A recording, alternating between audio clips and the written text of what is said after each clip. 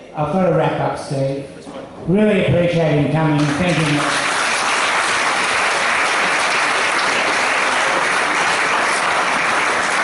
And I think he'll hang around for a little bit, so if you've got any urgent questions or private questions, grab him out there now. But I'm going to introduce Tony Bauer. It's great having Tony here. He's not always here for these workshops.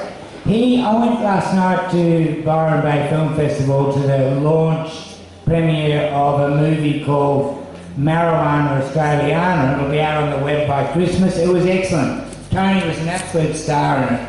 And if you don't know Tony Bauer, he's been the pioneer, I would say, in Australia of medical cannabis. He's the one who got on the news first up, healing epileptic children. He's the one who got locked up and got a lot of publicity. Finally, after multiple appeals, we hit a good magistrate who threw it all out of court, because he's been making medicine for a long time, giving it free to people. He got so many people in the end he couldn't keep up. So it's really lovely to have him here today, Tony Bauer.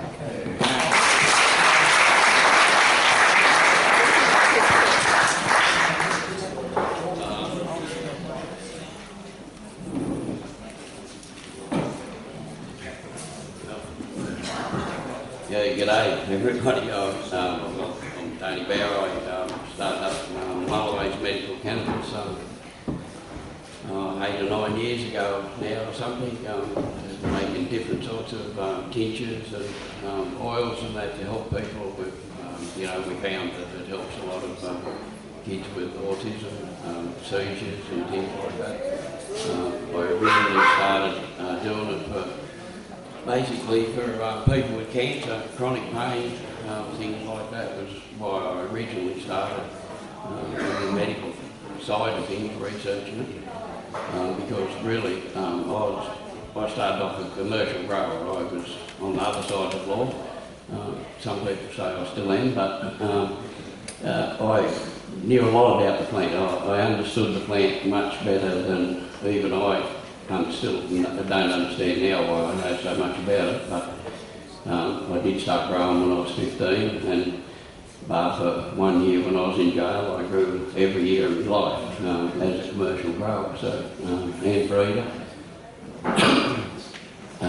The medical side of things sort of just come with, trying to help a few people, and basically first up just giving the leaf and that to people to make cookies, things like that, there was a lot of other people doing this long before I started, Michael and all the people up here at Nimbin and lots of other people were hard at it long before me. I've only sort of stepped in helping where I can with people,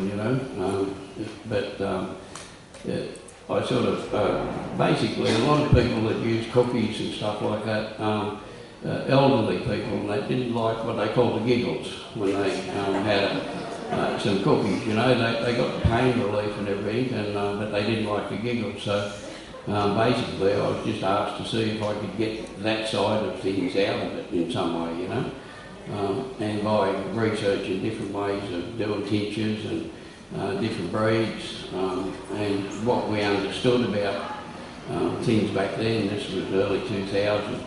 And what we understood about the cannabinoids that were in there then, and what we understood about science, I didn't really, because I wasn't a scientist or anything, I didn't know much about that side of things, but I knew about the plant.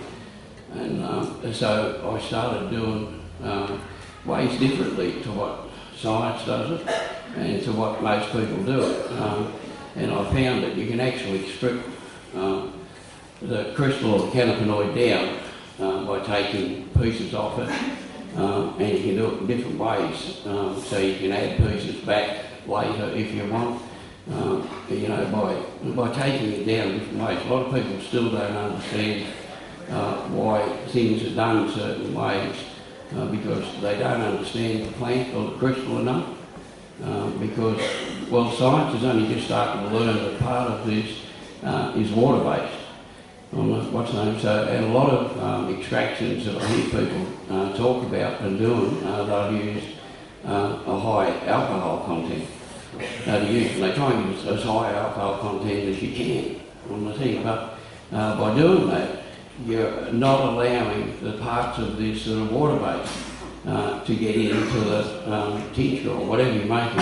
You're not allowing that to happen because up until not long ago, science didn't know that parts of this were water-based. They thought they were mainly crystal-based and oil-based in the plant.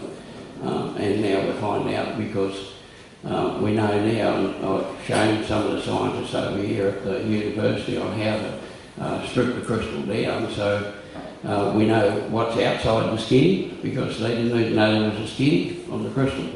And so I showed them how to strip it down so there was a skin left, and now we know, we're starting to find out what's in the skin of the crystal and why these are absorbent into different things at different levels. The reason that I do a lot of the tinctures that I make for kids are non-psychotropic in the way I make them and everything, but at the same extent they contain all the cannabinoids, whereas a lot of tinctures that people make, when it's stripped down and actually tested, it only contains half or 3/4 of the cannabinoids because of the method they've used. And it's like science does things, they mix it all up and then tell you what's in there. And it's like I've said to different scientists, different times, I can give you a lump of araldite. Most of you know that's blue, araldite. And the scientist can tell me the chemical structure of that and all about it. But can he tell me that come in 2 tubes? He can't tell you how it got there, and I'm not saying, and if he's never got it in 2 tubes, then he can never test it and he can never tell you about it. And science and the way they do things always follow these certain pathways of doing things. A lot of people now, and the people that are making different tinctures and oils and that, they're breaking away from the way science it tells you to do it, because they're realising that that'll get you this method all the time on but there's an incredible loss. There's most ways that people make stuff, there's a third loss in it. So if you start off with a pound a day and then you start making oils or tinctures or whatever out of it, you've lost a third of it by the time you get there. Well, there's other methods of ways of doing that where people are starting to realise that themselves because they're going to try them, the average person out there like us, we have access, if we can get hold of cannabis in some way, then we can do all these different extractions and try these different things to work out something that works. Works for us or for other people because we have access to swap and change and to try different things, whereas science, they get a certain amount of money, they have to follow that path, and whatever they find along the way doesn't really make any difference. They're not allowed to, they can record it and say, oh, we noticed this and we noticed that, but unless somebody invests money into it, they can't go back and have a look and say, well, because I noticed some of the science on that that's come out of Israel and that and stuff like that years ago on low dose tinctures, CBDs and THC and THCA. These were done years ago on low dose tinctures, and the scientists at the time noticed that it helped with certain sorts of seizures, but they were never allowed to go back and have a look at it until somebody paid some money. And then they got to go and have a look back through that science and say, oh, it's helped this person, helped that person. But at the time, we weren't allowed to check it. We weren't allowed to go any further with it. Whereas now, I know it's not just, I think a lot of it is getting forced by everybody out there, both the government and science, to learn much more about it, because when it comes down to it, when the average people like me, person on what's name knows more about this plant than scientists that have had access to billions of dollars over, years and years, and they still don't understand anything about it. We're still, we're supposedly leading researchers now in Australia. I don't know how we got to be that, but anyway. Because we still criminalise our sick people, so I'm wondering how we got to be leading researchers in cannabis, But, a lot of it is getting pushed by us you know, science and the government to get them, to make them do things and make them have a look. Because the simple thing is that we understand these much more than they do. And I know when you talk to scientists, and I've talked to quite a few, they don't like it when you know more about something than they do. You know, and if you tell them that they're wrong, if they could fight, they take a swing at you, you know, because they get insulted by that. I'm like, well, and so they should be, because in reality they've had all this money and we know more about it than they do. And we're the ones that are paying their money, you know, we're paying the fines to get this stuff done, and nothing's getting done. You know, it's like Steve was saying a while ago with all the what's going on at the moment. You know, the government wouldn't deal with me, with Mullaways, so I've had to make up a new business. I can't even tell you the name of it because we're that close to getting through that don't want to make things up. You know, that we've had to go to these extremes of things to be able to get something accepted and to go through all that stuff like Steve was talking about. That's exactly what we're doing now. It'll take, like he said, about 9 months to a year for these trials and that to be finished, done. We'll get 2 or 3 medicines done in that time, and then we have to do it again. Every part of this, the government is going to make us prove every point along the way. As they are allowing us now to use some research from overseas, and that to, you know, for the TGA and things like that, because all of this, as we're saying, it's all got to go through TGA, and that's exactly what we're doing now. You know, but the process, it's not a little process. It's a massive one, and the government, like I said, they're treating it like we're going to be using some kind of radioactive thing. So every part about this, we have to show that we have this massive amount of money behind us before we can get the licensing and everything, because they're worried if something falls apart in the business, then you have to be able to clean it up. And they're treating it like a toxic spill, that you have to have somebody out there picking all the leaf up. They're talking about something like well over $500,000 behind it as a clean-up fund. And as you know, any paddock, you could leave the gate open, there wouldn't be a leaf left the next morning. You know, people are going to clean it up for you. But any high THC plants, they have to be go through massive things. They'll all have to be fenced. Security is incredible on it. As you know, everybody's got to go through security checks to be allowed on access to the site.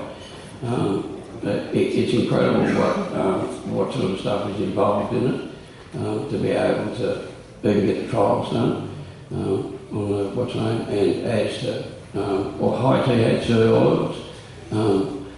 It doesn't matter whether they're CBD or THC.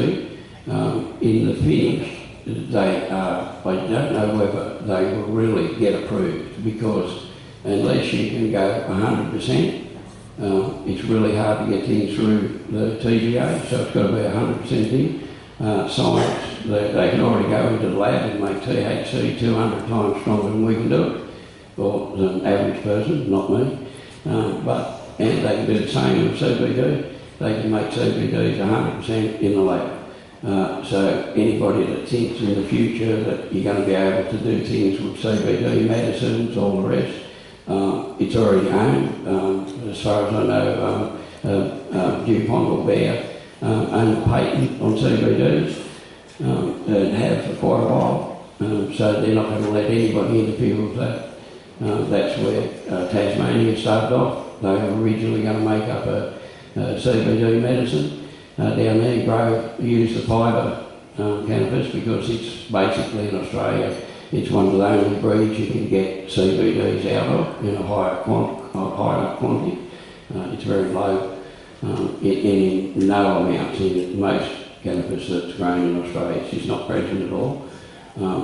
But imported fibre plants and stuff like that, it's in. That has a lot to do with rubiola that was introduced from Russia years ago.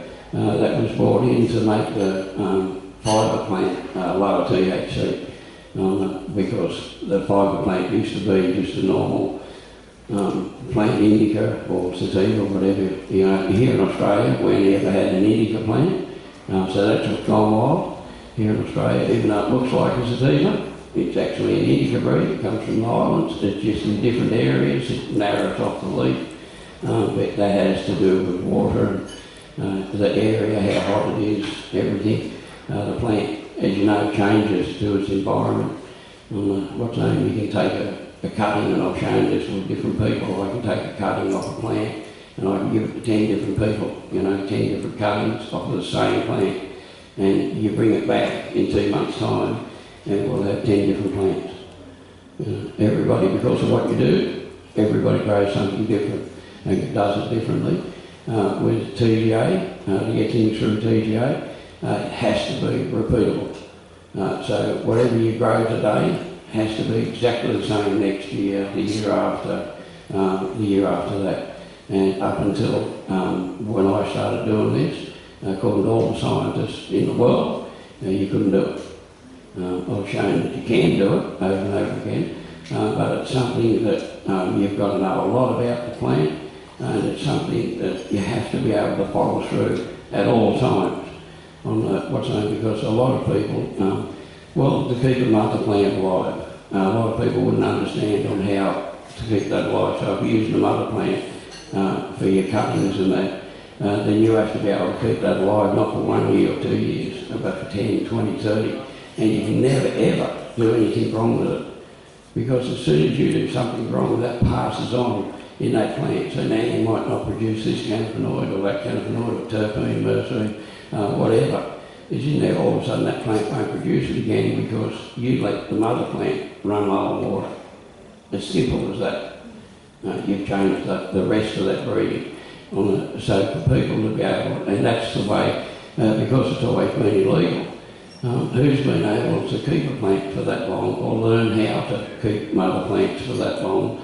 Because the cops are always around busting you and doing things, you know. I just was able to do it because the cops got sick of me before I got sick of them. and which allowed me access to be able to do this and learn all these things and understand the plant, where other people never got that, don't have that opportunity. To be able to do it, you know. And to breed, we know that what's in the low THC plant, or the fibre plant, they're different cannabinoids to what's found in the high THC. Some of them are the same, but some of them aren't. So to actually make a medicine out of a low THC plant, you have to introduce some of the cannabinoids that are found in the high THC plant. But as you go down in producing like a low THC plant, what they call it, you're actually going down in the resin content, which you never hear people talk about. It's even been taken out of science on the what's known, where they used to get a gram and they'd extract that stuff out of that, and then they'd tell you how much THC was in that. But they tell you how much that resin content was in that gram. And now you never hear anybody talk about it. It's gone. They tell you about the THC level. Well, I know I can grow a plant with 23% THC. But how much resin is on the plant? Is there only 1 or 2 crystals? And when you go down and breeding THC and turn it to CBD, you're actually, what you've done, this plant relies on other plants because it's a fibre plant. So the way it's bred is like this. The plants are all grown an inch apart, basically. So they shade each other, they protect each other, and they create their own climate. And that's the way that plant's bred, in that climate. So it doesn't have to produce resin to protect itself from the sun. It doesn't have to produce resin to protect itself from the heat, because it's got this environment coming underneath that's bred underneath. So it's like growing in a rainforest area where you're creating this environment underneath, and that's the way these plants are bred. So while they're dropping in THC level and building in CBD level, they're also dropping in resin content. So that's why with fibre dope you have to extract a lot of plants to be able to get a little bit. Whereas if you use a high THC plant, you've got to extract one instead of 10. And the closer you grow them, if you spread your plants out, fibre plants, if you grow them out in the paddock in the sun, they'll grow altogether different to what they do growing them like this. And all of a sudden they'll start producing resin because they've got to protect themselves. They don't have a mate to be able to do it for them, So everything lifts up. The UV light on the plant is stronger, the heat around the plant, everything is stronger. So the only way it knows how to survive this is to put out crystal and to get the sun to reflect away from it. So that's what it does. It goes from a low THC or a low resin content plant to a high THC. Because what's happening here is you're not just producing more resin. It's like I say to people, say I have a 2% THC plant and you have a 4% THC plant. Now, when we go and roll up a joint and smoke that, 1/3 of that converts over, THCA converts over to THC. So now I have a 32% THC I'm inhaling, you have 34%. What's the difference here? Because my body is going to reject 2/3 of that. It's probably only going to take on 20% of what you just took inhaled. So where does this extra 2% come into play? If I take the resin content out, and I don't talk about that, which is what the government does, we don't talk about the resin content because what we do is talk about the THC level. But in reality, you can have a high THC plant with less resin than a low THC plant. And the low THC plant, therefore, is going to get you more stoned than a high THC plant because you've got a big lump of resin instead of a tiny little one. And that's partly why you see science and the government have taken that out of the way they talk. They don't talk about the resin content of a plant. And they haven't since, I think, about 96 or 8 or something was the last report where I read any science mentioning the resin content of a plant. So it's sort of, a lot of it, and like I say, a lot of that, they are different cannabinoids. So they have to be treated differently. If you're going to make CBDs, which if you're going to make a medicine out of it, you're dreaming. Because as soon as you get one, they're going to come in and tear you apart on their patent. So you'd never be able to make it even if you did make one. On what's named. So as far as like I do, I wouldn't ever get into CBDs for that reason. It's already patented by drug companies that have much more money than any of us. And as soon as they prove a point with it, which is getting really hard to prove, they have with low CBD medicines, there's not a lot of research that's coming out positive on high CBD. It's in fact coming out in some cases quite the opposite. And I know that one test was stopped recently because a few people got really sick, brain damage, and that from it, and that was 100% CBD. Because it's like I say to people now, if a CBD, they always tell you, is a balancing thing. So they say that we bred it out in our cannabis here in Australia. Now, we'd like to think that we was that good at breeding, and we all done it on the same day or the same year. I don't think it's possible. If we did do it, then we'd done it for a reason. And because we've always been known to have the best medicine plant in the world. And I've shown that by entering competitions and everything all around the world, and I've always won. So that's shown over and over again. And we've never had CBDs. There's never been a test done in Australia on stuff that we smoke in the street that has CBDs in it. It's one of them, it's not there. And like I say, if we was that good and we all done it in the same week and bred it out right over the country, we done it for a reason, And well, I'd like to think that we're all good growers in Australia, but I don't think we're that good, to be able to do that. And the thing is that the indica plant was what was used for fibre. in Australia that shows through the history books and everything. It comes from the islands. And he introduced the indica plant as the fibre plant because it grew more rapid, with a stronger fibre, less internodes on it, so you could strip it down. You had a real long fibre on it, and it's very much taller, up to, I think they were getting 7 metre plants or something originally, much higher than what this room is, you know. What's the name? Originally fibre, but it was all high THC. There was never low THC or what they call fibre data. It was never in history or science or anything until America made plants illegal. And then for the fibre industry to stay alive and stay viable, they crossbred the ruderalis plant with the normal fibre plant to drop the THC level.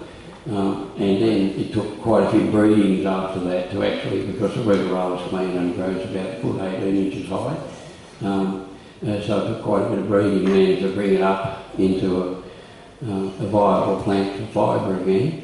But it introduced CBDs into the plant and it dropped the THC level because ruderalis plant doesn't produce either. It doesn't produce resin, so, but it was capable of breeding with it. And as we know now, there's a couple other breeds of things that you can actually crossbreed cannabis with. What's the name? They actually done it was what they call the Bindi plant years ago, and it's a weed. And they crossbred the cannabis plant a bit too again, and it made it grow all funny and different, but again low THC because it didn't produce THC originally. Yeah, I suppose if anybody wants to ask me any questions. So with your, like, if you go to end up licence and everything and you're growing, yep. and you've got your, like your mother plant. Yep. So I know it'd be hard, like you said, to try and keep that alive for 10 or 20 years. It is very hard, yeah. But so if you take cuttings off that, that's not classed as the same plant, is it? It is now, yeah, under law. It never used to be, but I think there were some court cases. No, people have tried it. Yeah. On what's the name? I think I even threw that way a little bit in one of my court cases, but no, it's been tried before and they class it because it's been cultivated. Which means that in cultivation under the term of it means that you've basically done something. You either got a seed and you planted the seed and watered it, or you've done cutting and you took it over there and you put roots. So you actually interfered with the normal process. And that's what basically under law I think cultivation is classed as, you know. With vaping, you know those little vape machines. Yeah. Is that a superior way to get all the good cannabinoids? For medical use, vaporisers are really good, yes. Yeah, they are. And you can use them quite often because you're vaporising THCA off before it gets to the temperatures, so you don't actually have much left to convert over. You still get stoned off them if you heat them up enough, but you get much more medical benefits from a vaporiser. It's really, well, eating it is still better because you're getting everything when you eat it, and it's going into your body non-psychotropic. You know. So I thought eating it made a higher psychotropic effect because it goes through your liver and gets. No. Less. Well, it basically stays the same. Because again, these are getting absorbed through your body. THCA, when it goes into your body, it's treated differently to THC, and while they can track THC through your body, where it goes, what it does, they have a real hard time with THCA because your body treats it like a sponge. It just sucks it up and it breaks it down into all these things that they just can't trace it. And from what I can understand, your body can take on something like 80 times the level of THCA as it can THC. It doesn't convert in your body like they used to think. It stays the same, it just gets broken down differently. Again, that's like CBD. CBDs have to be much higher than THC, so your body, they need a higher rate intake into your body than THC does. So if they are going to have benefits on something, if you were using it for cancer or whatever, and you used, just say you used 5 mil, strength-wise 5% THC and that worked, you'd probably need 15 or 20 or 30% CBD to get a similar kind of effect. Your body treats it a bit differently, and it's just got to be a bit higher dose, well, affected higher doses to basically get a similar. So if you're vaping it, would you vape the leaf or the bud? Vaporising CBDs, it's getting tricky because... THC. THC. THC, yeah. Well, again, you can vaporise it, yeah. Yeah, what part of the plant would you put in it? Well, again, just the crystal if you're using the best way of using a vaporiser, or medical-wise, it doesn't matter whether it's for whatever, if you've got cancer or whatever, you're better off always only using the crystal if it's going to be heated or burned in any way, because you might get a little bit out of the fibre, the structure of the plant, where the THC converts over in it. There's not much bar for the head, there's not much THC found in the plant, it's on it. I don't know what's saying, the only reason it's in the head is because it's forced into it as it grows. I don't know what's saying, it's not in the plant, present in the plant at any time. It's, the only reason it's there in the head, like I say, is because it's close together grown, so it's been force grown into the other part of it. Yeah. Can I ask about what is detectable, what is not, because we've got so many RBTs in the area everywhere. Yeah. What's safe to take and what is not safe to take? I think, like Pete explained, I don't think anything is safe. What I make non-psychotropic, you can use that, and nobody's ever been tested positive under them. But that's made on an alcohol base. Yeah. I can't tell you the exact methods, unfortunately, because that belongs to the business. But it's basically an alcohol base, and everything's kept cold. So you can, basically, whatever you're keeping things cold, and that you're making something non-psychotropic on the what's known, and then that depends on how much you use in there.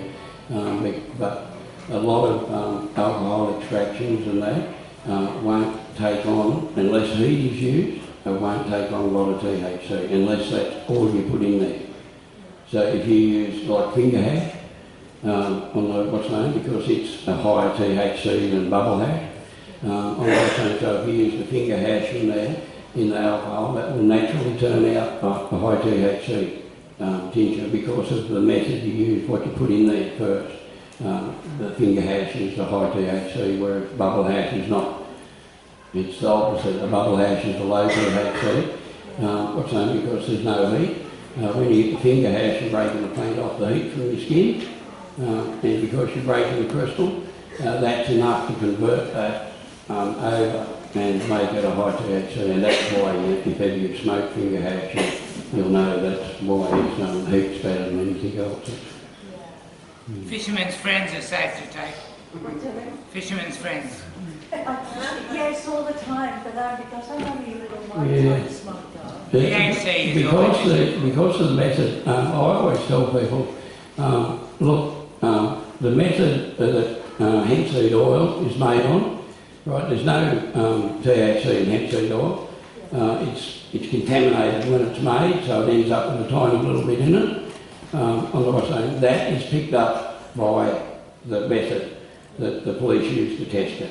Right, so if you say to the police when you get pulled up, I use hemp seed oil, I'm a heavy user of it, I have pancakes, I use this. Will it affect the test officer? He'll send you on your way.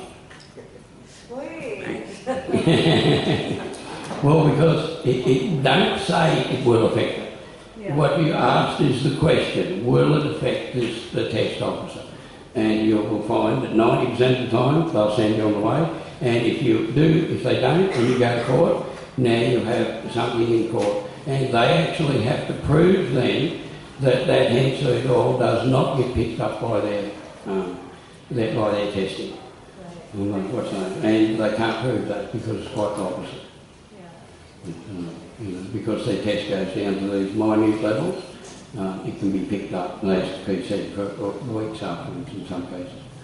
And if you're a heavy user, and if you do happen to go to court and get caught, pardon me, there is some research out in Sydney University.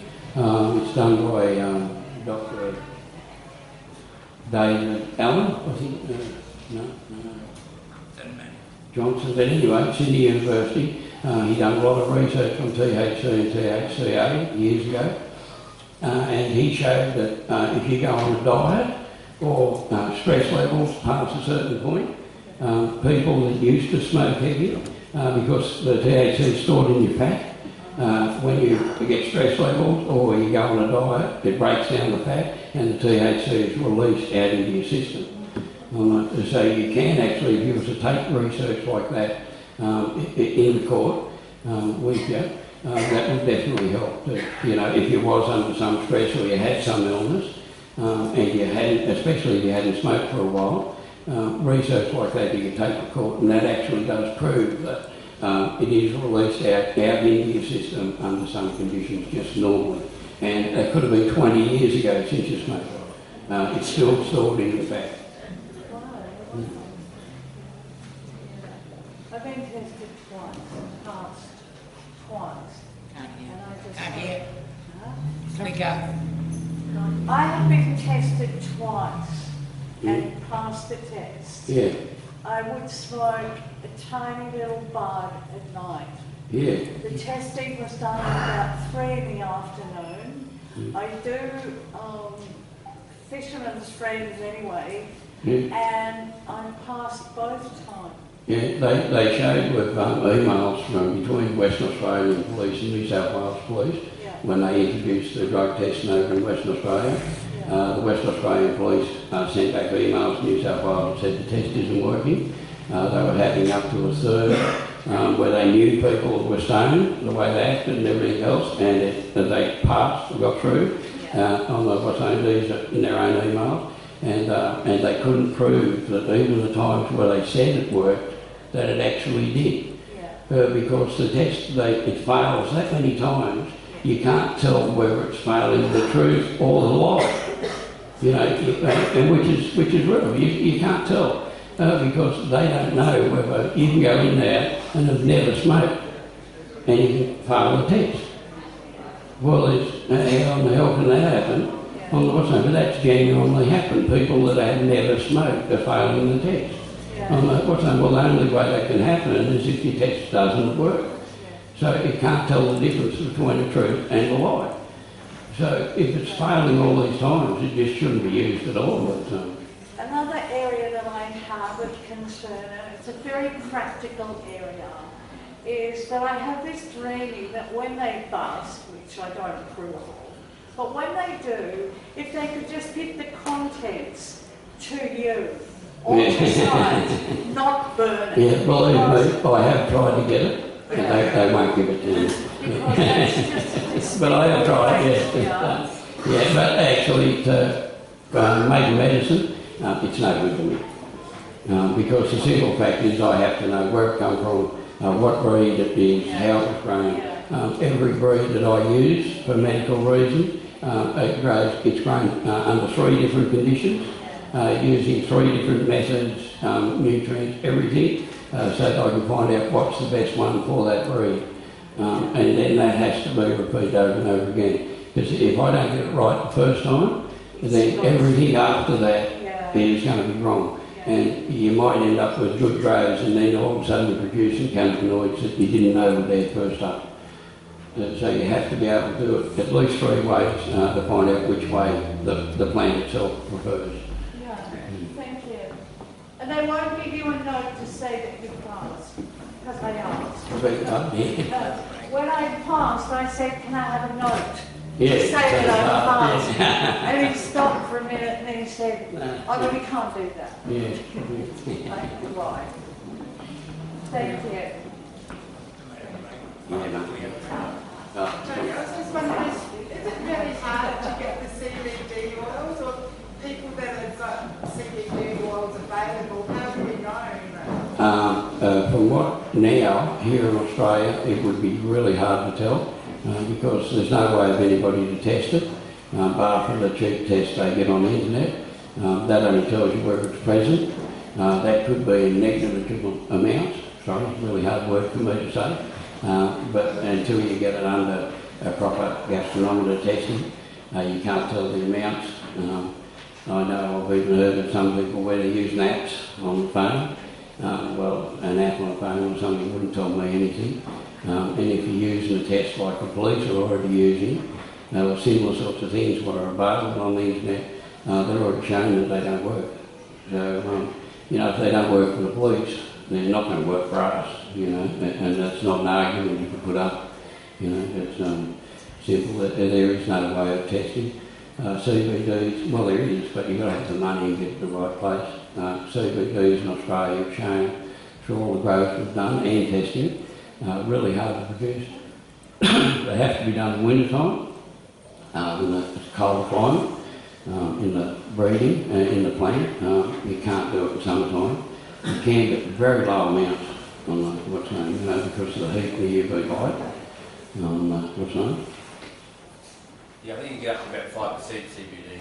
Big part. You can get up to about 5% CBD. Yeah, some of the breeds they produce now, I have no doubts, because in some of them overseas now they're producing up to 20%. I've heard, I don't know whether it's true, but I've heard that in some of them overseas they are getting that. So I'd have no doubts if them breeds were introduced over here and you was doing the growing right, as you know yourself, that you would be able to get them levels.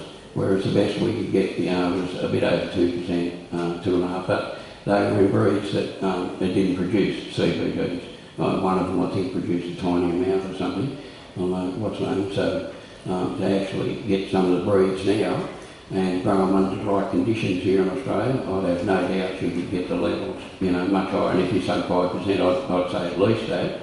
And growing under the right conditions, you could probably even get them a bit higher than that, But people have to remember when you're extracting CBDs from the plant, CBD, as we know, like I said, you use a third, you lose a third through extraction methods on what's known.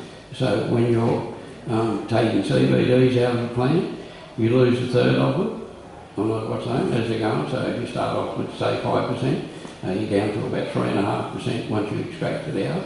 You have lifted your THC level. So your CBD level can only go down through extraction.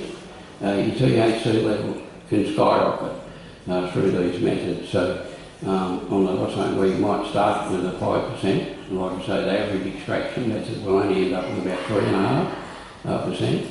And if you started off with just say 2% THC, by the time you extracted it out, you'd be 30% THC, 3.5% CBD, and then the rest of it, unknowns or THCA that doesn't convert or converts into other things, So in terms of the extraction, is the CO2 method you think is preferable to alcohol, or It depends on what you're after, because like I said, each thing will, and as we know even with gases, you use different gases and they will take different things out. What's known, and they'll leave certain things in there.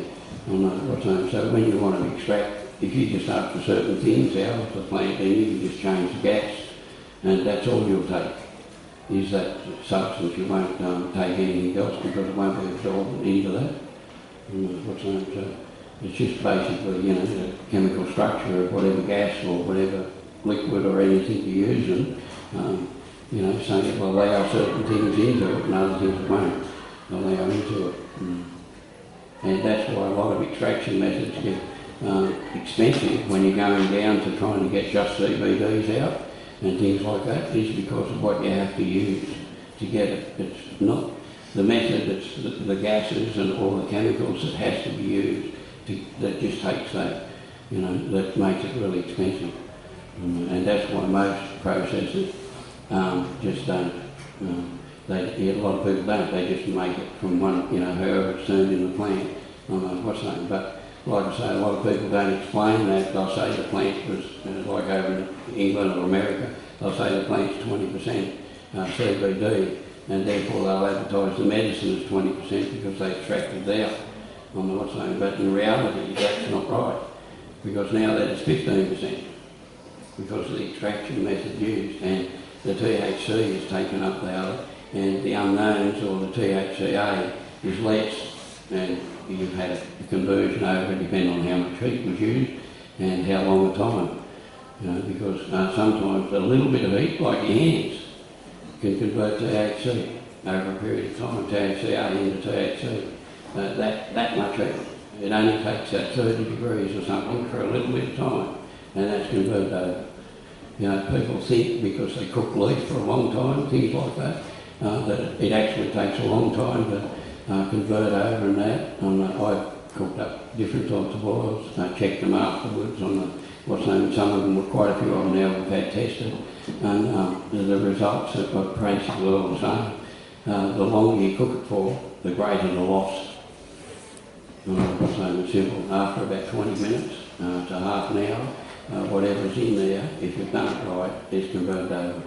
And you've basically got out. It doesn't just one bit convert and another bit. When it hits certain temperatures, it just goes and changes. And like I say, that's why a lot of people lose and so much is because I know a lot of people that cook their oil overnight and they've got some real low temperatures, you just leave it simmering overnight. And while it might make a better product, it doesn't make a better product at all. They think it does because it's greener, that's chlorophyll in there. It's not anything that's going to help in any way, although some chlorophyll they've shown in high doses actually is good for you in certain ways. So in some ways like that. But your THC and THCA have all been evaporating off and disappearing. What's known. So it doesn't even matter if it's pressure cooker, you've got steam coming out of it on what's known. And it's just, even under science, where they try to gather the air and everything above it to find out where it goes, what happens, they can't. They can know that some evaporates into the air, disappears, but it doesn't account for all the loss on what's known, what goes into there. Something happens in it where it disappears. It's, you know. Can I ask another one? What if you just chew a bud? Just take a bud and chew. Well, you can, but they don't taste so good. It's always Put it in a juice. No, well, going through your stomach, you're naturally going to lose things, and your body's going to reject certain things, resin in lumps or in big, like thick resin things that a lot of people make. The reason why they have such a high rejection rate is when you take that into your body, it's like in a piece of hash, you put it down. Your body treats that as a hunk of fat. So it coats it and then tries to push it through your system. And the reason you only get a little bit out of it is your body's fighting to coat that and to get it out of your system, because if it's stuck to the wall linings of your gut or something, it causes you ulcers. What's that? It's really strong antiseptic. What's that? So you wouldn't be able to. A lot of things I tell people when they're making their own oils and that out of what they say out of alcohol ones and cooking them down, again, you can put a bit of hemp seed oil in it. I'm not saying so. If you've got to have a drop of it, I'm not saying get a drop of it and mix it with a teaspoon of hemp seed oil. I'm not saying now your body has a little bit of time to take that in. It'll still take it in high doses because hemp seed oil is the best carrier you can get through your stomach line. Pardon me. And so you're still getting high doses, you're still getting conversion in your body that you need from the high dose, but you're actually getting it all in there, or much more of it into your body, because you put it in a better carrier, and you won't end up with ulcers and all that kind of too. It's much better on your own system.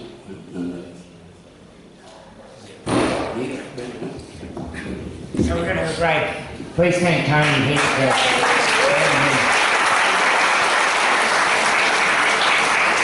Now, a couple of things I've got to tell you. We'll have a break for a little while. Do use the cafe out there, and the toilets are at the other end of the deck. You walk down that ramp, straight down the ramp. I think Sister put a couple of notices up. There's a medical cannabis workshop on the Gold Coast, 5th of November. Yep. Look up the MCUA Medical Cannabis Users Facebook. And after we come back, Dr. Andrew Catalaris will be talking. So try not to be too long, 20 minutes, half an hour. Check out the Hemp Embassy if you've never been there. And I'd recommend the ointment they're selling out the front if you want a really gentle introduction.